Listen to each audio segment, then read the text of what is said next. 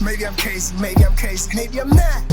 All right, very excited to have my friend ASHLEY Nicole Moss on the Maybe I'm Crazy podcast. You can check Ash out on iHeartRadio and Knicks Fan TV. Thanks so much for jumping on with us. It was a crazy NBA night, a lot of good games, but we watched the Nets beat the Bucks in a very exciting one. And KYRIE was not out there. What are you thinking about how the Nets are looking without KYRIE? I'm nervous because they look good. They look really good, and they look good without him. And, you know, I play basketball, and I think you hooped a little bit too. So you know that only one person can really be in charge of handling that ball. And right now it's James Harden. He does his best basketball. He plays his best basketball, rather, when he has that ball in his hand. So when KYRIE gets back, and that was KYRIE's position before Harden joined the team, I don't know how they're going to figure it out, because KYRIE's not going to be okay not having that ball in his hand, and he's not going to be okay just getting 10 points a game. So someone's going to have to take a back seat. It's not going to be KD. So it's either got to be Harden or KYRIE. I don't know who it's going to be. I mean, KD's already shown that he's an unselfish player, that he can be an unselfish player. You need one more. You need one more unselfish player, and I just don't know who it's going to be. So it's going to be the battle of the unselfishness, if you will. I agree. I think that they look great without him. I like KYRIE personally. I think he's a great player. I also think he does a lot of things off the court that people don't necessarily know about. He's not a big publicity guy when it comes to like charity work and things that he does. But I will say, I don't like the whole absence from the team, not telling Steve Nash where he is. I didn't like how he started the season, calling the media pawns. Look, I'm a media nerd. I don't care if you don't like the media. It's not going to hurt my feelings. Life will go on. The media will go on. The league will go on. We will all continue. You can have that opinion if you want to, which he's since apologized for, and it's whatever. I don't like you being away, and then we find out that you were at a family member's birthday party during a pandemic, mask or not. You know what the protocols are. You guys are different than everybody else. Other people are still celebrating birthdays. Other people are still doing things with their lives. You play NBA basketball. You know what the rules are. And you're saying you just like need some time away. The season just started. I mean, I have like a 50-50 relationship with it. I totally disagree with the partying. And I was, critical of James Harden for doing the same thing when he was out with the baby in LA or Houston or wherever he was. KYRIE has been vocal about his mental health and how important mental health is. I mean, he saged, the TD Garden before they played there. You can see that he's a very spiritual person. He's probably a very sensitive person. That's always been a rumor about KYRIE. That's always been his reputation. So I'm all for players, if they need mental health days, taking them. But like you said, the season did just start. It is a shortened season. So exactly he didn't go into the bubble. So you didn't have that strain and then coming back, a quick turnaround. So I guess I'm curious, just like everybody else, exactly what is it that is so draining to you that you needed to take multiple games off? One is no big deal. He missed like 5 games already, 7 games, I think. So it sends a message like, are you a prima donna? What is it? But I'm really hoping, like you said, he apologized for it. That's all you can ever ask for somebody, is to own up to their mistakes or, their absences and move forward. And Wednesday is going to be his opportunity to do that. So, yeah, I'm interested to see how they look together. I think that it's going to come down to roles because, as you mentioned, everybody can't have the ball in their hands at the same time. To me, KD is the unquestioned leader. He's also the proven one. Obviously, KYRIE has a championship, but you did that with LeBron. And you haven't had any success since then. So if we're just being honest, like these are facts. It might not be comfortable facts, but they are the reality. KD beat LeBron and won 2 championships and 2 finals MVPs. So this is KD's team to me. And then it goes down from there. Harden just got here. He's looking like he's fitting right in. So it's really on KYRIE to me, if he wants to stay in Brooklyn, how he's going to approach the rest of the season. And I'm with you on all, like, maybe he is sensitive. Listen, I sage my apartment a couple times a week. Like, there's a lot of energy going on. Okay. Like, I'm with you, but I still go to work. And if I can't make work for any personal reason, I'm going to let my boss know why I can't be there, because me not showing up at work affects a lot of people. And that's part of being an adult and part of being a professional. And so I don't really like getting into the space where it's like, well, it's just KYRIE. Like, but you're not Michael Jordan, but you're not Dennis Rodman. But this is not the 90s. Like, you need to be at work. And if you're not going to be at work, people are going to question if you like playing basketball that much. And it is a legitimate question. Nobody's saying Kyrie's not a good person. Nobody's saying Kyrie is, a bad person away from the court. But we're talking about, this is a profession, and you're not there, and you're not being professional about you not being there. Yeah, I mean, that is a question. Kyrie's been very vocal about his dedication to social injustice and fighting for it and fighting against it, rather. And I respect that. I'm all for that. And a list came out a couple hours ago of all the things Kyrie has done. I mean, most recently buying George Floyd's family a house. So, I mean, Kyrie is about that action when it comes to off the court, but the two are not separate. You can be both. You can be a great athlete and a great activist. And I think Kyrie may be taking it to the extreme. Like, he can't be both. He can't focus on both. And that would be a problem, because if this is the team that everyone has to be the favorites to go to the finals, which it is, if you want to be part of this team, you have to show that you can, walk and chew gum at the same time. And right now it's kind of looking like he can only focus on one thing at a time. So Wednesday is going to be a big telling sign if he's able to be a beneficial part of this team, because I think if the season progresses and they get closer and closer to that trade deadline and Kyrie's not doing what Kyrie needs to do, I wouldn't be surprised if you see one more movement from the Brooklyn Nets. I wouldn't be surprised. It wouldn't be far-fetched to me at all. No, I wouldn't be surprised either, especially the way that it's gone the past couple weeks with Kyrie. Obviously, it would be better to have Kyrie, James Harden, and Kevin Durant. We all know what talent is. We work in a talent business. But at the end of the day, it's also got to be chemistry, and you can't be a constant story on top of having a new coach, on top of adding James Harden, on top of bringing Kevin Durant back, who hasn't played basketball in a while, albeit looking amazing. There's a lot of moving parts there. Speaking of moving parts, DESHAUN Watson, who I am a big fan of, is unhappy, rightfully so, in Houston. I hate the Houston situation for DESHAUN Watson. I want to see him in a situation where he can thrive. It's very dysfunctional there. Now you've got these stories of this like chaplain who runs team personnel. They've got some sort of like weird Handmaid's Tale thing going on down there, which I am not comfortable with at all. You have former players coming out talking about it. So he hasn't officially said he wants to trade yet, but it seems like for the most part, the public is on DESHAUN Watson's side. What do you think about the way things have gone in Houston for him recently? Well, I mean, the culture in Houston hasn't been a secret. If you followed any of the players who've played there and have moved on, I mean, they've been very vocal once they're outside of that situation about what goes on inside the four walls of the Houston organization. So it's not a surprise per se. I think for me, it's more of, if I were his team, I would have, pushed him to explore free agency. The culture has always been the culture down there. And it was after the Hopkins trade that he signed that extension. So I would have pushed more for an exploration of free agency, but that's neither here nor there. I think now, I mean, it's a lot of hearsay, a lot of conversation, a lot of sources. He has not come out and said, I don't want to be here. But, where there's smoke, there's fire. I think it's a very unfortunate situation because, yes, I know a lot of people feel like, well, why should he have a say in X, Y, and Z? He hasn't won a Super Bowl. He hasn't been to a championship. And on that side of the coin, I get it. You're not Tom Brady. You're not Aaron Rodgers. But when your franchise gives you their word that they're going to include you in conversations that go ahead and affect you for the long term, especially after you sign an extension, letting them know you want to be here, you would honor that, that word, that conversation. You would expect them to honor it.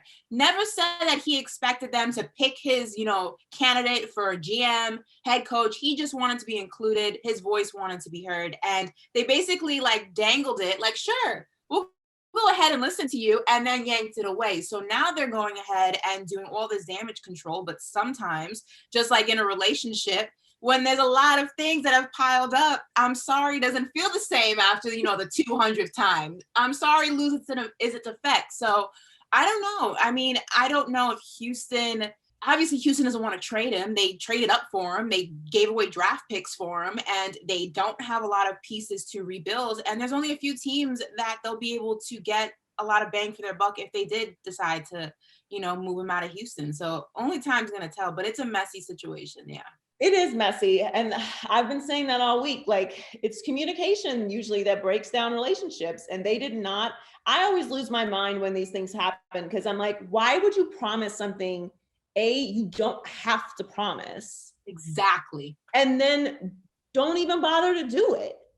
Like, that's on you. That's just bad communication. And DeShaun has every right, on top of the fact that he's been dragging this organization and dealing with all this dysfunction and this weird, cult situation on top of it. And then you're promising things and then it doesn't matter. Like, don't ask for my opinion, then don't take it. And then come back and be like, no, like, we want your opinion. We didn't mean to upset you. I know we told you we were going to take your advice. Yeah. And if you're sorry has lost its potency. Exactly. And if you're an organization who believes that you should only value the opinion of a quarterback who's brought you a lot of success, like a Tom Brady or an Aaron Rodgers, and that's how you want to run your organization, that's fine. No one's going to, knock you for it. A lot of the times, you don't see, bench players giving their candidacy picks for head coaches and things like that. LeBron gets it. He's a 4-time world champion. So if that's how you want to go ahead and run your organization, no one's going to knock you. But don't say something and then take it back and not do it. That's just like, what was the point? Like, what did you give? What did you make me think that I was going to be part of something and I'm not really going to be a part of it? So I would be annoyed too. I would be extremely annoyed. And for Hopkins to be a 2, allegedly, that was a 2 on his anger level, and this be a 10, that just goes to show it's about a respect thing. It's more about a respect factor than it is about the current culture or the bad season that this team just came off of. So that part though, because it is about respect. Because once you keep dealing with situation after situation after situation, and then you come to like an agreement or a conclusion, and then they still don't do it, it's like, yeah, you actually don't respect me. Because I'm with you. Most organizations don't solicit their quarterback or any players' thoughts or feelings about who the head coach is going to be. Maybe the coordinator position, if you're like a star quarterback like Russell Wilson, I think should be involved, or at least his opinion should be involved in who the new OC is there. But yeah, you didn't have to promise this, so you just don't respect me at this point. Like, you're just out here playing. I'm on his side 100%. I also really want him to go to the Dolphins, so I'm not gonna lie, I'm a little biased.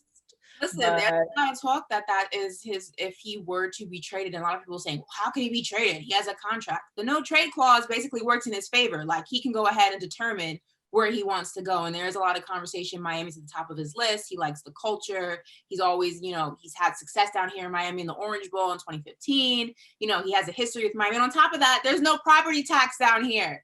There's no, you know what I mean? You can go ahead and pocket a lot of that cash, just like you can in Texas. So, I know the Jets, are in the conversation allegedly, but New Jersey taxes are no joke. You don't want that smoke. Yeah, I'm in California. I miss Florida taxes so much.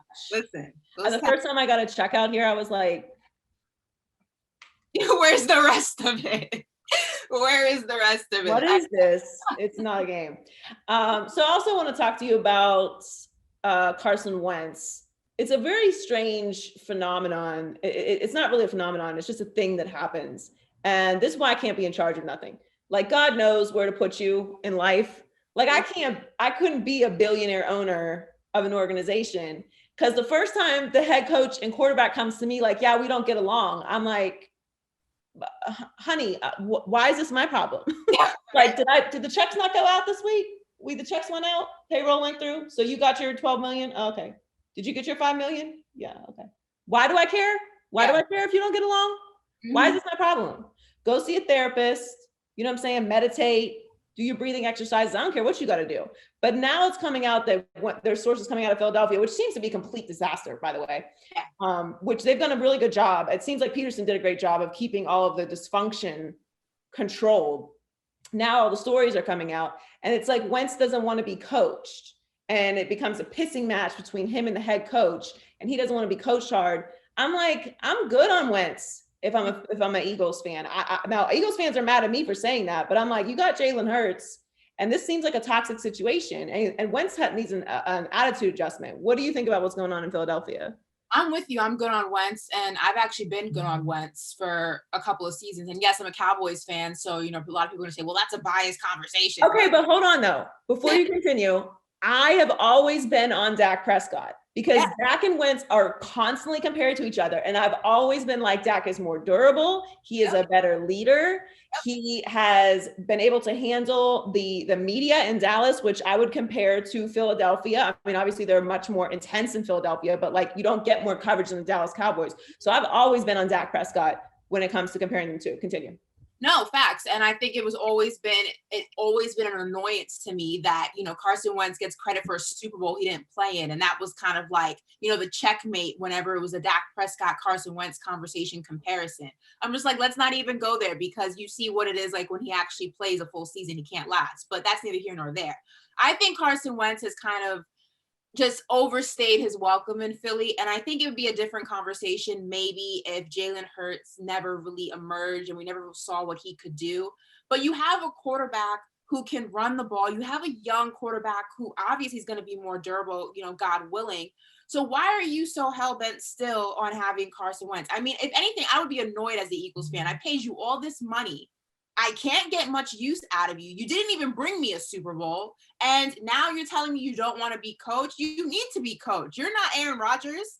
Thank you. Thank you. You know what I mean? Like, you can't just be out there running plays yourself. Like, you're not that guy. And it just reminds me of when Peterson came out and said, he didn't like following directions from, the higher ups as a coach. Like, that's your job. What do you mean? Like, you guys think you're Phil Jackson and Kobe Bryant out there. You can't, no, you need to be coached. You're not that guy. Like, cut it out. So if I were Philly and I were the Eagles fan base, I would be like, listen, if Carson stays, he stays, but he better not be my starter. And if he goes, I'm good either way. I don't think it's a loss if he leaves. I really don't. I think it would be good for everyone. It's a very toxic situation. I know that they essentially by firing Peterson said they want to stick with Wentz, and obviously they're paying Wentz. So maybe it's just too big of a pill for the owner and the GM to swallow to have to pay him and have that cap hit and not have him there. But I'm saying that's not how winning organizations are set up. I don't get it. I mean, I don't, well, look, we can't relate to just doing whatever we want. Because everyone will be fired. Like, you don't want to be here, you can go. You don't want to follow directions, you can go too. Like, everybody can go. I will restart this organization every single season if I have to. Don't play with me. Yeah. I know, but and that's not even really like what they should have done. Doug Peterson just won a Super Bowl. You just fired a Super Bowl winning coach. I don't know if y'all know this. You should, because it's the only Super Bowl you have in your organization's history. But those things are hard to come by. And you just fired the head coach because what? Because Wentz doesn't want to be coached. Everyone needs an attitude adjustment. Everybody. And let's just all take it down a couple notches. You should have won this division. You should have won this division, but this division was trash. This division was trash. How did you not even win this division? On top of that, I was shocked they even fired him because they threw that last game against, that last game against the Washington football team was not an actual football performance. I'm not going to go out and say they went out and purposely threw the game. I'm just going to say that did not look like a football performance. And they still fired him. I don't know who made that call, but it certainly wasn't the players who threw that because they were pissed. Yes. Rightfully so. I don't know. It's a messy situation there. Finally, before I let you go, we probably watched Drew Brees' last game in the NFL. I know I was very sad. I actually really like Drew Brees. I know we had a little incident earlier in the year where he was talking about the flag, and I thought he handled that well and had conversations that he needed to have, which he should have had before, but that's neither here nor there. Other than that, he's been an incredible ambassador for that city, for that community, and had an unbelievable career. What do you think of Drew Brees' career, assuming that he is going to retire? I mean, I'm sad he couldn't get one more trip to the promised land. I really wanted it for him, and I wanted it bad.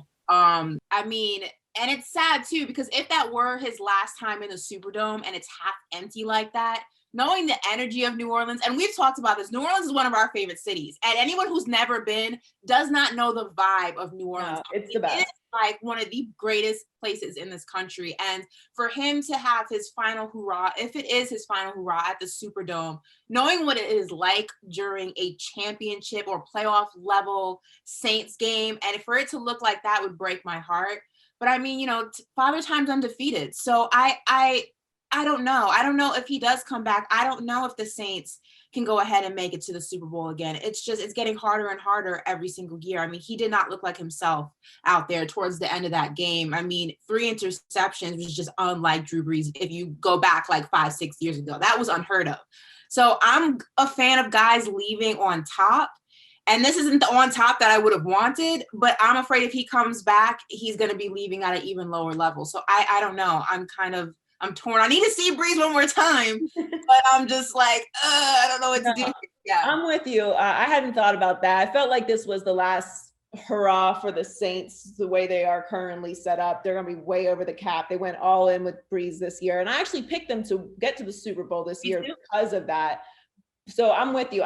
If they run it back another year, he obviously he looked old in this game, if we're being honest. He's going to look older and everyone else is getting younger and better. So it could look a lot more messy than it did in that last game. But yeah, it was sad. And it was like a moment where he's walking off and you could see him like turn around one more time. And I was like, oh. And did you see the video of him and his wife like embracing on the field and his kid? And I'm just like, don't do this to me, Drew. I know. Because we all had that moment, like, my mother moved out of not our childhood home, but like the house I like lived my last 2 years of high school, and she lived in for like the last 20 years or whatever. And she moved out of it. So, you have that moment where you just kind of like look back one more time, just like take it in for a second, before you walk out the door, you leaving someone, you're like, you take like one more little pause and you can see it in his eye. One deep breath and just absorb all the energy from the space. It was the saddest thing I've ever seen. And you could see he was tearing up. Like there's a picture of him and all the media is surrounding him. And he has his helmet off and he's just like, you just see it in his face that this might be it. And it's not the way I wanted to see it. It's not how it was supposed to go in my head. It was a totally different outcome the way I envisioned it the beginning of the season. I could have handled him losing in the Super Bowl. Oh, absolutely. I would have liked to see him get there one more time. But yeah, it was not the ending we wanted, but he had an incredible career. He left it all on the field. Well, thank you so much for joining us today. You can check out ASHLEY Nicole Moss, iHeartRadio and Knicks Fan TV, and follow her on social media at, I want to make sure I get this right, ASHLEY Nicole Moss. And she's amazing, obviously, and one of my favorite follows, and amazing on the NBA as well. And I don't know how you became a Cowboy fan. I don't mind Cowboy fans. My mother's a Cowboy fan inexplicably from Pittsburgh, so I get it. That's doing. Listen, the Cowboys ran so here I am. Well, thanks so much, Ash. Stay safe. Really appreciate you coming on with us today. Of course. Thank you. Maybe I'm crazy, maybe I'm not.